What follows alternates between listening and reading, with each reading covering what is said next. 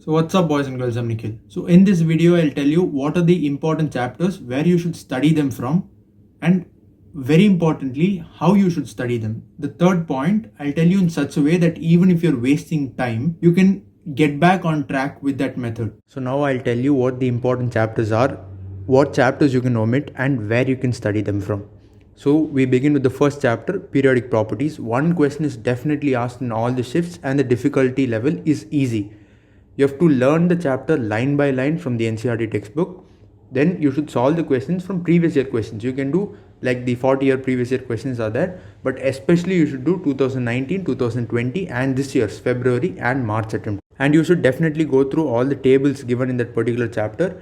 Especially if you go through the tables, you'll find out that the size of Li plus is greater than size of Mg2 plus, and such questions are asked. I'll put a screenshot of the question that was asked on the basis of this. Next, we move on with chemical bonding. One question is definitely asked, and if you're lucky, you'll get two questions. The difficulty level is easy.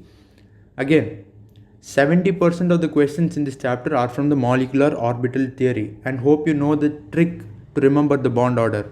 If the total electrons are 8, then the bond order is 0. If it is 9, the bond order is 0.5. If it is 10, the bond order is 1. In the sense, as the number of electrons increases by 1, the bond order increases by 0.5.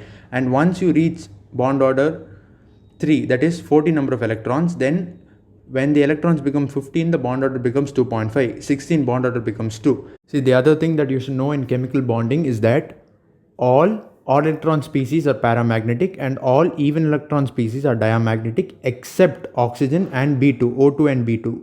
You can remember it as the species that have total number of electrons as 16 and species that have total number of electrons as 10 are paramagnetic. Rest all even electron species are diamagnetic. And next we move on to S block. One question is definitely asked. The difficulty level is easy. Again, similarly, read line by line from the NCERT. Do previous year questions and do not forget to go through the tables. Next chapter is metallurgy. One question again definitely asked. Difficulty level is easy. Go through NCERT, previous year questions and tables. Now we'll move on to the most logical chapter in the entire inorganic chemistry. Coordination compounds. This is a very important chapter. Minimum 2 questions are asked in every shift, and if you're lucky, 3 questions are possible. You start with NCERT, you read line by line. Then this is that chapter that requires extra practice apart from previous year questions, to which I will ask you to learn or do the problems from VK Jaiswal.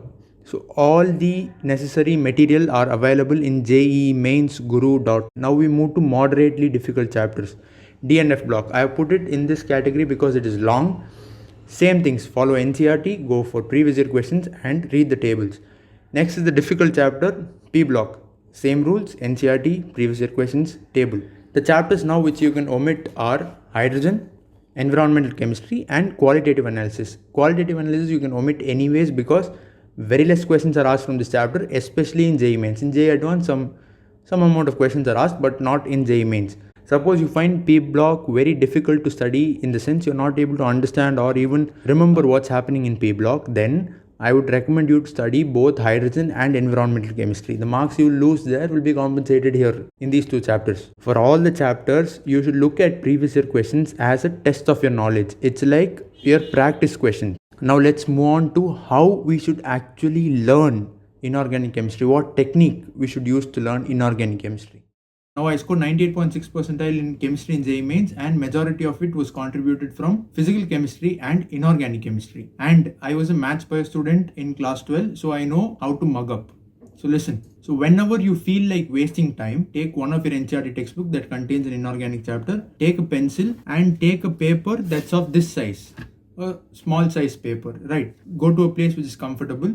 Sit down, just read the chapter. I don't want you to sit and mug up anything. I just want you to read the chapter line by line. So there is no tension of mugging up and you're not wasting time. So this will help you get back on track. So what you have to do is just take a pencil, take the first page of the chapter, start reading, and whatever you feel is important and can be asked as a question, note that down in this piece of paper. For example, this is what I have written for metallurgy first page. I have written what is the second most abundant element. I have written what is the most abundant metal. I've also written name the impurities in ruby and sapphire. Make questions like these. On one side write the questions and on the other side you have to write the answers. and keep that in that particular page. Do the similar thing for all the pages of that chapter. The advantage of this is that you don't have to read the textbook. You just have to see the questions that are here and the answers are behind. So this is what you should do. Consider this as your content of page 1. So start with this, move with page 2, and then go up to page 5. Once you reach page 5, again start revising from page 1, page 2 and reach page 5. After you finish that, start from page 6, move till page 10, then again start from page 1 to page 10. Repeatedly doing this thing helps you remember it more. And one day before JEE mains was solely dedicated for chemistry, in which I did only and revision of these papers. I would read the question and answer and check whether the answer is correct. That's it. Trick to remember is simple. Do the same thing again and again till it gets imprinted in your brain. That's what I told you. Page 1 to page 5, again revise page 1 to page 5, then page 6 to page 10, revise from page 1 to page 10. It may take time, but whatever you have read will stay in your mind. So that's it, and thank you for watching.